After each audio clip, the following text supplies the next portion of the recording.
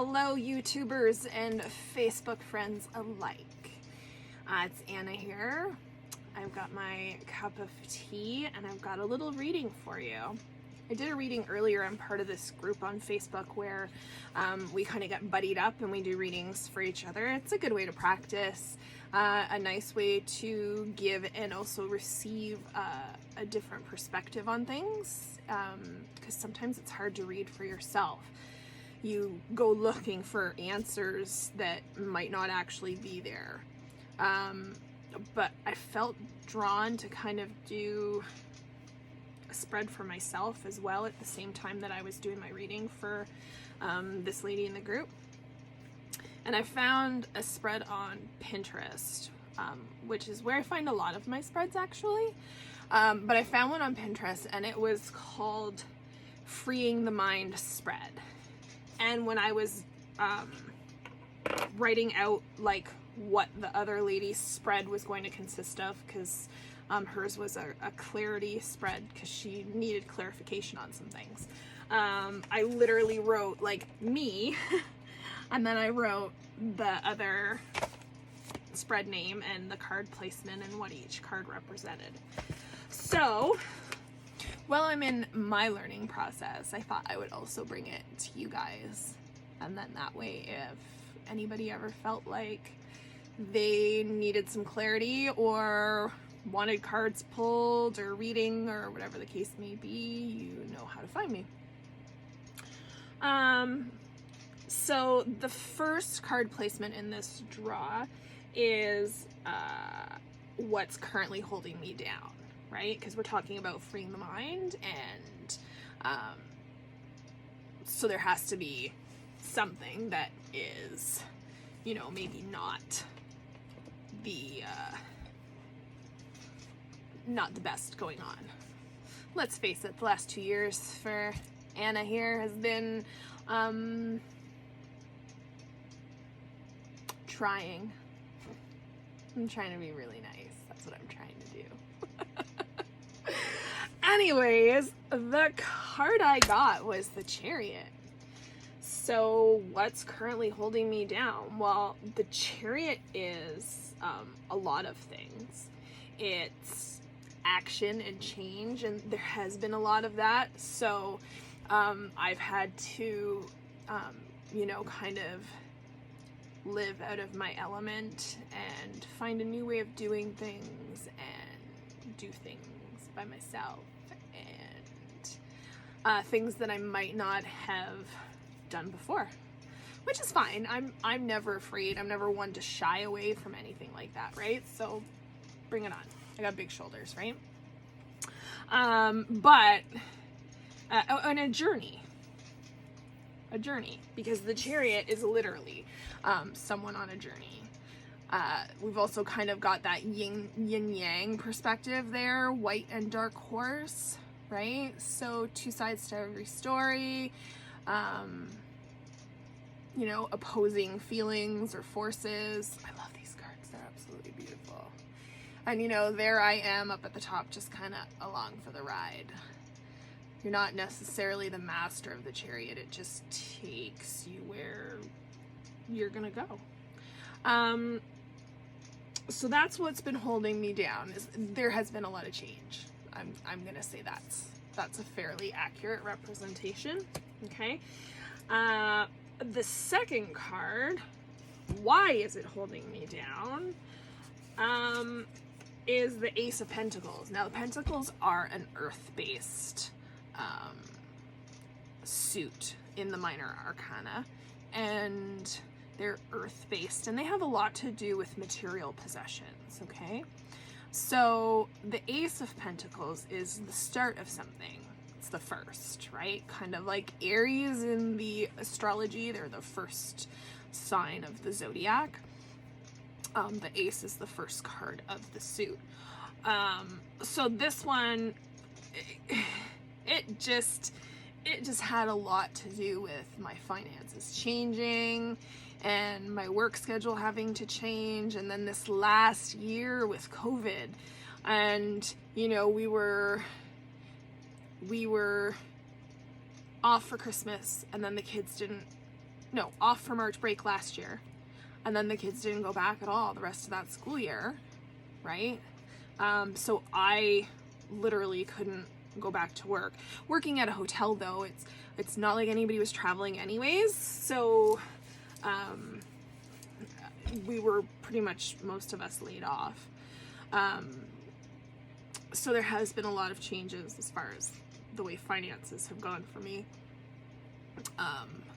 So that's probably had a little bit to do with this journey and change, right? These are both cards of change, and travel, and so I think those two together make sense to me anyways. The third card was, how can I free myself from being held down? And I got the High Priestess reversed. Now, the High Priestess is normally, intuition and secrets, mystery, learning to trust yourself, learning to trust your gut.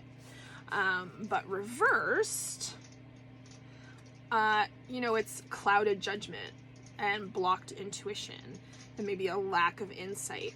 So I think that those were all things that were a product of the change, both, financial and just in life in general over the last year.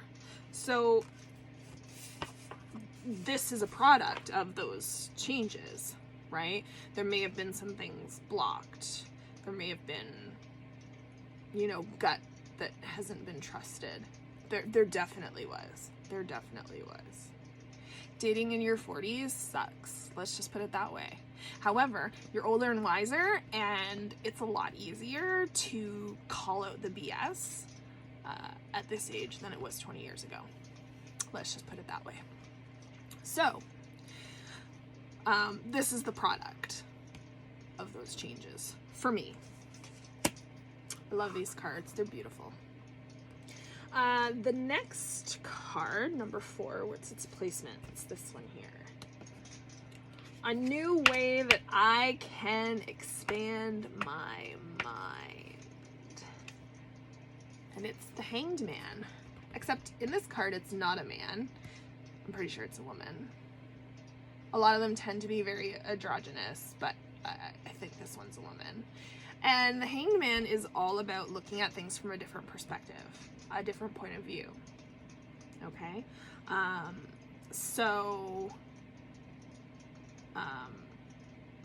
And it has a lot to do with gaining insight or gaining wisdom, right? When you're looking at things from that new perspective, you do come away with something. So for me, I think this has been my journey recently, getting back in touch with tarot and the really a spiritual side of myself that I had lost and pushed to the side and decided not to keep up with over the last 11-12 years of my life. So that perspective definitely speaks to a way that I can expand my mind, and I've been working on it, right? So I just haven't been working on it while hanging from a yoga swing. That's all. Not a sex swing either. I know some of you were thinking it. Stop it. Card number 5. This is an energy to release or incorporate in order to find peace and stillness. Okay? And this one was the Knight of Swords. Now, swords, they're an air element. They're all about movement, and air is the fastest element of the 4 suits, the 4 minor arcanas. So, swords, the Knight of Swords, we are looking, looking at more change, So I think that the perspective that I gain as the hanged woman will be transmuted into something that I can use in my current situation. I'm hoping. And it all fits together with the last card, because the last card represents how I can live my truth. Okay? And that card, most people say there's no better card in the whole entire deck. I like a lot of the cards, but this one is the Ten of Pentacles. So Pentacles are earth, right? Like I said with the Ace. So we've got literally a beginning and a completion, right? Me living my truth, getting to the point where I don't have to worry about those finances. I don't have to worry about that job. I don't have to worry about the changes that I had to go through and the path that I had to walk anymore. I can get there. I just need to not let that intuition be blocked anymore, to not let that part of this journey that I was on take me over. Because sometimes it's daunting. Sometimes you just want to be like, all right, yep, I give up. I'll live like this the rest of my life, because anything more seems insane sometimes. Insane, okay? But this is telling me that through a different perspective, I can make some changes, right? And I can get there eventually. This night as well, yeah, it's basically representative of a fast-talking person and a lifestyle change. So he's got that crow with him on his journey, and he's running towards a motorcycle. So maybe there's going to be something that's totally not what I've done that comes from that introspection with the Hanged Man and that new perspective. And it could very well be what I'm doing right now. Sitting here with you, talking, going over cards, living my life, telling it with cards. Because this card is like everything. It's, you know, the happy family. They've got the dog. They've got everything that they could want. This completion. It's a warm home. They've got lanterns hanging from the ceiling. They even have the Tree of Life from the Cabal in that red circle there. I don't know a whole heck of a lot about that because I think it's rather complicated and I'm not ready to dive into that. But I do know that there are a lot of people who study not just metaphysics, but the universe and creation and whatnot, and that Tree of Life is something that they constantly come back to. So, and then whenever I do reading for myself or for somebody else, I always, when I'm done shuffling the cards, I look at the bottom of the deck, because that, to me, that card kind of signifies clarity for what was just pulled, right? So it's like a clarifying card. That's kind of what I see it as. And it was the King of Wands. So the King of Wands is a bold leader, okay? He is power, charm, courage. You know, he's got fire on his side. He's got that lion at his back. He is not worried about anything. He is comfortable in his skin. He does not give a frick, you know? He's out in the middle of nowhere. He literally has nothing with him but that lion and that torch. And he seems completely unbothered. Completely unbothered. He does not care. And it's funny because I'm a fire sign, so this is like me. I feel like this is where I'm gonna get eventually. It's in my bones. It's in my bones. I just need to live it unapologetically every day. And that is hard. But I'm here, and I'm working it, and I'm doing it, and we'll see where it takes me. Right? Right. If you guys have any questions about anything, about any of the cards that I showed tonight, or you know, if you want like a card drawn or something, then, you know, give me a holler, comment below, message, something, and we'll give you the hookup. Sound like a plan, Stan? All right, my friends, it has been fantastic tuning in with you. I might be back tomorrow with a little bit of unveiling. I got some pretties in the mail today. I did. Wisdom of the Hidden Realms. It's a Colette Baron-Reid deck, and I love Colette Baron-Reid decks. I had to. And then this one is called Sacred Spirit, and it's by Anna Stark. And I have seen pictures of all of these, and oh, they're beautiful. Beautiful. And actually, this Oracle deck, this Wisdom of the Hidden Realms, that deck is the first one that I will own that has some words on each card. Like, it gives you kind of a hint about what the card is about without having to reference anything else. Oracle cards are a lot different than tarot cards. Tarot cards are more specific. If you want details on something, you consult the tarot. If you want something to explain to you like the current energies of the situation, to kind of be gentle with you and make you feel good about something, then you pick an Oracle deck because they are gentle.